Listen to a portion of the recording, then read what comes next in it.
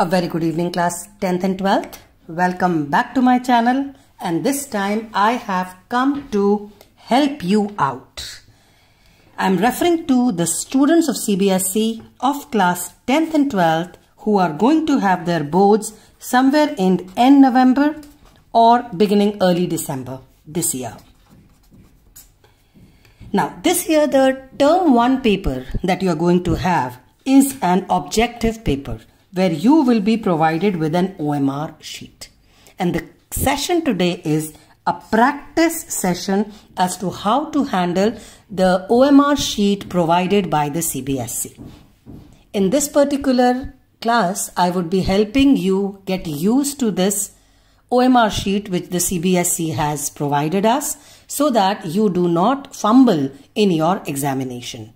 Okay? तो हम आज OMR शीट को कैसे अटेम्प्ट करना है वो आज की क्लास में जानेंगे.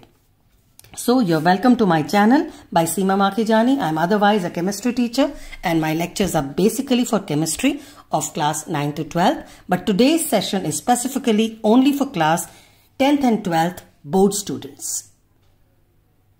Now, before I move to the OMR sheet, there are certain important points that you should know. Your reporting time has to be before 11:10 a.m. to your board centers. From 11:10 to 11:30 is your reading time.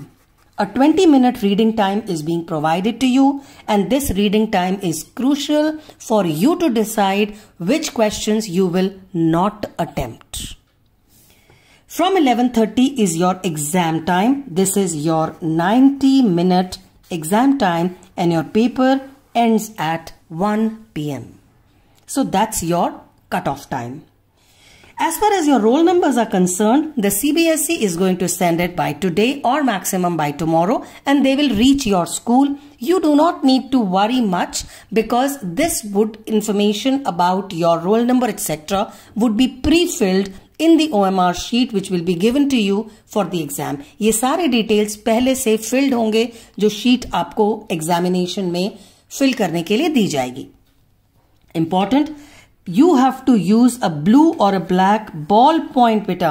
Please do not use a gel pen. It's not allowed. It has to be a ball point pen. एक advice देते हो, ball point pen जब खरीदोगे ना बेटा तो पतली tip वाला मत करना क्योंकि शेडिंग करने में बहुत टाइम लग जाएगा. थोड़ा थिक बॉल पॉइंट पेन लीजिएगा. ओके और इतना भी थिक नहीं कि हर जगह उसके स्पॉट्स आते रहे. प्लीज ट्राई इट आउट कि वो एक जगह पे अगर आप सर्कल कर रहे हैं तो आपके हाथ लगने से हर जगह पे ब्लैक स्पॉटिंग ना हो जाए. Lastly, use of pencil is prohibited and there is a strict action which would be taken if you do your OMR sheet with a pencil. Now, welcome to the OMR sheet which you will be getting for your examination when you reach your centers. Now, this OMR sheet is to be filled by you as it is written here only in a blue-black ballpoint pen. That's the first point. Please, as I said, ballpoint pen ध्यान से खरीदिएगा. First shelf में आपका roll number है which will be already filled in the sheet. Digits and words everything will be filled. आपको fill करने की जरूरत नहीं होगी. Day and date of the examination आपके पास पहले से date sheet है, ये भी filled होगा. Center number and the name of the center would also be filled. Subject code और name of the subject, for example chemistry है तो 043 और chemistry यहाँ पे लिखा हुआ होगा. Candidate's name आपका नाम जो भी होगा यहाँ पे printed होगा. Father's name भी printed होगा. School code and the name भी printed होगा. So कई बार क्या होता है सेंटर और आपका स्कूल अलग हो सकते हैं पर ज्यादातर लोगों का सेंटर उनका अपना ही स्कूल होगा तो this part and this part may be same. But you don't need to worry. ये सारा का सारा सेक्शन यहां से लेकर यहां तक विल बी प्री फिल्ड. ये आपको फिल्ड मिलेगा, प्रिंटेड मिलेगा. फिर भी आप एक बार चाहें तो उसको देख सकते हैं just in case of an error जिसकी पॉसिबिलिटी नहीं है. CBSE has checked the documents. You have signed your board registration form many a times. Your parents have also signed it. So इसमें error की probability nil है. Fine. और ये पहले से भरा होगा तो इसकी फिक्र आपको नहीं करनी. Beyond this, ये है क्वेश्चन पेपर का कोड. आपके क्वेश्चन पेपर में टॉप राइट में एक कोड लिखा हुआ होगा जिसमें यहां पे 3 डिजिट्स या अल्फाबेट्स हो सकते हैं, फिर एक डिजिट और फिर एक डिजिट होगा। तो ये part something like let us say it is DL34B, supposing it could be something like that. Whatever it is, you have to copy it out from your question paper and fill it here.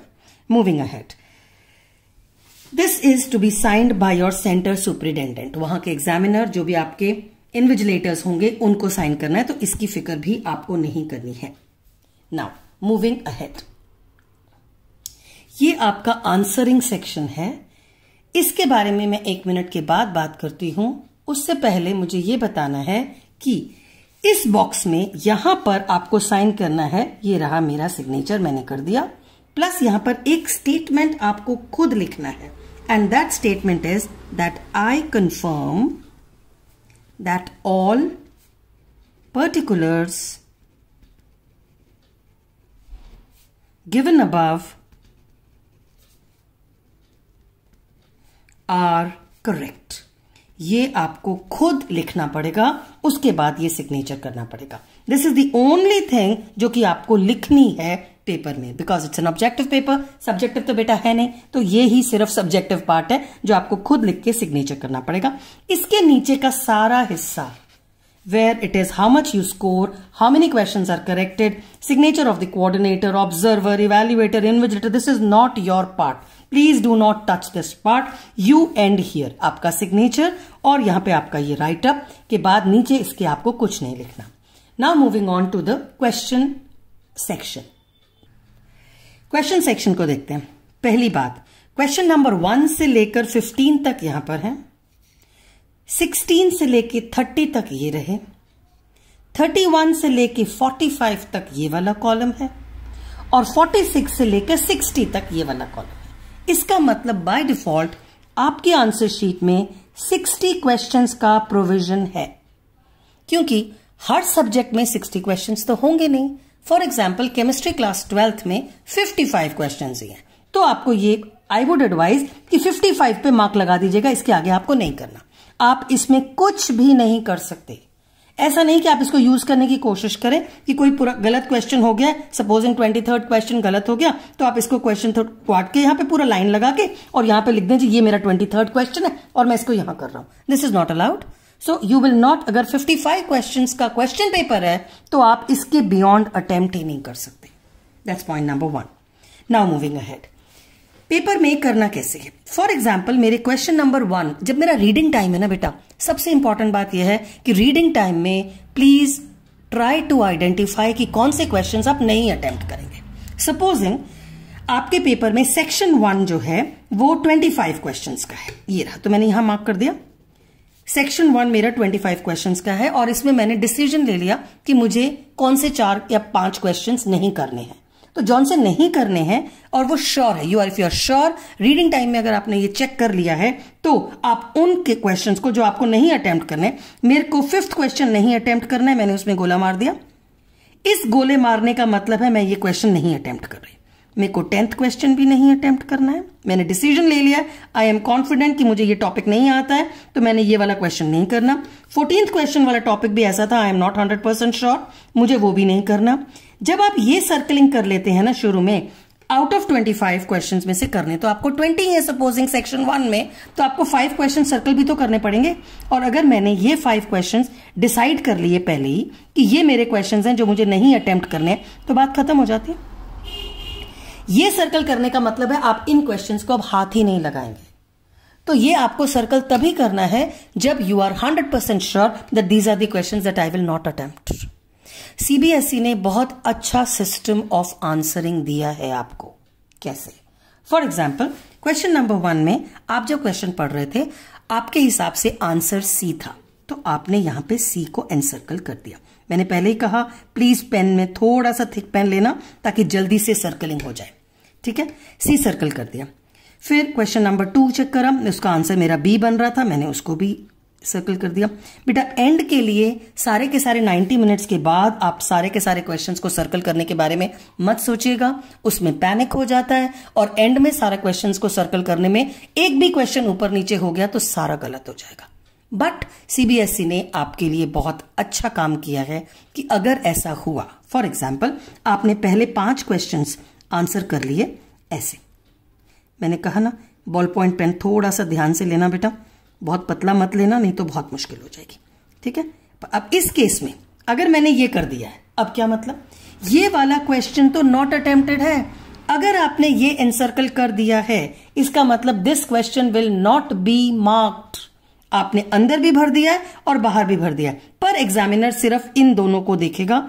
Finally अगर आपने ये mark कर दिया तो this question will not B evaluated. Okay, that's one. Secondly, suppose करो कि first question में आपका सी आंसर आपने सोचा था, आपने इसको एनसर्कल कर दिया, लेकिन जब आप क्वेश्चन हियर किया, तब क्वेश्चन जब आपने दोबारा से पढ़ा तो आपने देखा कि मेरा आंसर सी तो भरा है, पर ये तो मेरा ठीक नहीं है, आंसर तो बी होना चाहिए। तो आप यहां पर बी लिख दीजिए। इन दोनों में से इसको देखा जाएगा, इसको नहीं। तो which means that is an advantage. अगर आपसे गलती से ये हो भी गया है तो आपके पास एक फाइनल कॉल है यहां पे लिखने की, पर ये लिखना जरूर है, इसको आप छोड़ नहीं सकते। विच मीन्स जब आप यहां पर बी पर हैं और आपको 100% श्योर है तो आप यहां पे बी लिख दीजिए। यहां पे आपका सी है, आप 100% श्योर है तो आप यहां पे सी लिख दीजिए। This is what will be checked. As I said, ये वाला अगर आपसे गलत हो गया है तो सेकेंड स्टेज पे आप उसको करेक्ट कर सकते हैं, और थर्ड स्टेज पे अगर आपको अब रियलाइज हो गया कि ये वाला क्वेश्चन मैं अटेम्प्ट ही नहीं करना चाहता, तो आप इसको सर्कल भी कर सकते हैं और ये नॉट अटेम्प्टेड माना चला जाएगा।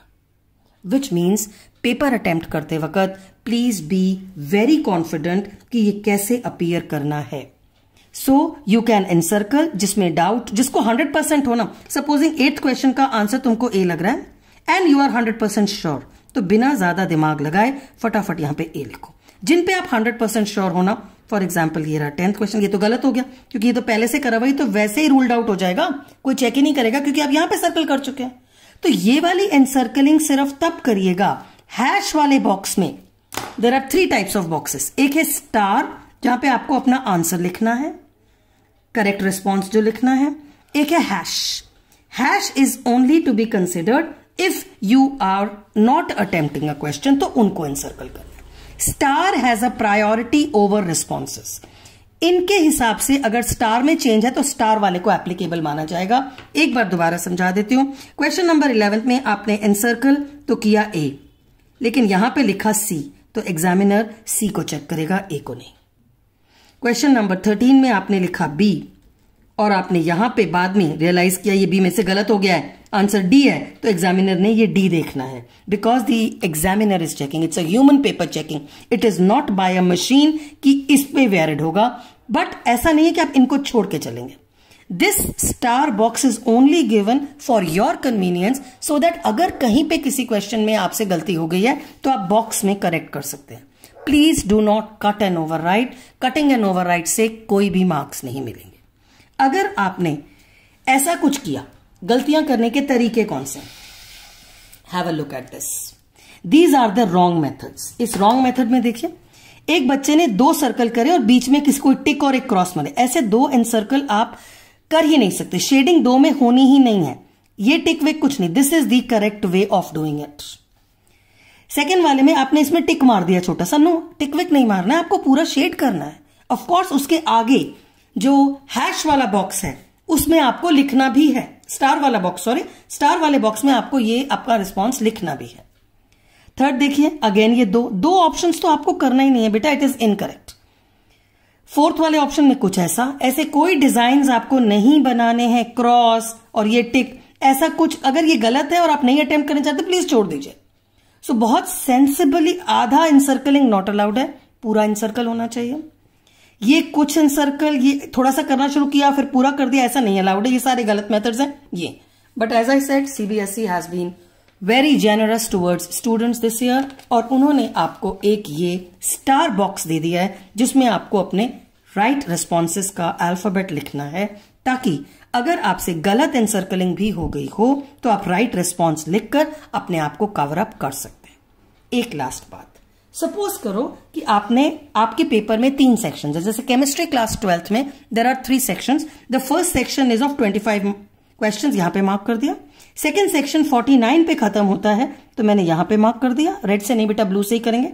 और लास्ट सेक्शन 55 पे होता है। ये क्यों मार्क कर रहे हैं? ताकि आपको ये बात याद रहे कि अप टू 25 क्वेश्चंस मुझे 5 नहीं अटेम्प्ट करने, अप टू 49 क्वेश्चंस मुझे 4 क्वेश्चंस नहीं अटेम्प्ट करने, और लास्ट के 50 टू 55 में मुझे 1 क्वेश्चन नहीं अटेम्प्ट करना है। ये बात सबको पता है कि अगर आपने सारे क्वेश्चंस, सपोज करो 50 टू 55 में से आपने सारे क्वेश्चंस अटेम्प्ट कर लिए, इसका आंसर आपका बी था, इसका आंसर भी आपका बी था, इसका आंसर आपका सी था, मैं सिर्फ करके दिखा रही हूं बेटा, और आपने कोई भी क्वेश्चन इसमें छोड़ा नहीं, ठीक है। आपने फिर यहां पे लिख दिया, आपके लिए ये बी था, आपको सारे आते थे और सारे ठीक थे, पर एग्जामिनर क्या करेगा, वो आपके 6 आंसर्स थोड़ी देखेगा, इस क्वेश्चन को वो रूल आउट कर देगा। ओवर अटेम्प्टेड क्वेश्चंस लास्ट वाले सारे रूल आउट हो जाएंगे। तो प्लीज या तो आप खुद डिसीजन ले लीजिएगा कि आपको कौन सा वाला नहीं अटेम्प्ट करना है और उसमें गोला मार दीजिए ऐसे, नहीं तो एग्जामिनर लास्ट वाले क्वेश्चंस रूल आउट कर देगा। एक और बात, सपोज करिए आपने 23rd क्वेश्चन में पहले ये मारा, फिर आपको लगा नहीं ये तो गलती हो चुका, और फिर आपको फाइनली लगा कि नहीं आंसर डी होना चाहिए, फिर आपको लगा नहीं जी ये तो ए होना चाहिए। अब इतनी खिचड़ी पकाने के बाद आपको लगा कि मैं ऐसा करता हूं, 23rd ना यहां पे कर देता हूं, इसको काटता हूं, यहां पे लिखता हूं 23 और उसके बाद मैं लिख देता हूं कि भाई ए आंसर है, और यहां पे मैं ए कर देता हूं और ये बोल देता हूं दिस इज क्वेश्चन नंबर 23। ऐसा आप कुछ भी नहीं करेंगे, this is not allowed, so this will not be marked. तो ऐसा कोई तरीका, पेपर में क्वेश्चन 55 है तो आप 55 से बियॉन्ड कुछ भी अटेम्प्ट करेंगे तो it will not be marked. Is that okay? There will be no evaluations for any questions above the question numbers given in the question paper. जितने क्वेश्चन में क्वेश्चन पेपर्स हैं बस उतने तक की मार्किंग होगी, उसके बाद वाला कोई भी एग्जामिनर मार्क नहीं करेगा। फाइन। तो बेटा बहुत ध्यान से OMR शीट को यूज करिएगा, आंसर्स बहुत सोच समझ के किएगा। You can do it section wise, आप ऐसा भी कर सकते हैं, फर्स्ट सेक्शन खत्म करने के बाद फिर एक साथ भर दीजिए फर्स्ट सेक्शन, फिर सेकंड सेक्शन खत्म करने के बाद सेकंड सेक्शन की शेडिंग कर लीजिए और फिर थर्ड सेक्शन, पर सारा का सारा एंड के लिए मत छोड़िएगा। Is that okay? I hope I have tried to help you out. एक बात लास्ट में फिर से ड्रिल कर रही हूं, इसकी इंपॉर्टेंस इससे ज्यादा है। यहां पे गलती हो गई तो एग्जामिनर इसको देखेगा, विच मीन्स ये इंपॉर्टेंट है, ये फिल्ड होने जरूरी है। Is that okay? I hope I have been of help to you. Do awesomely well in life. Bless you loads. Take care. Stay healthy. Stay blessed. Bye.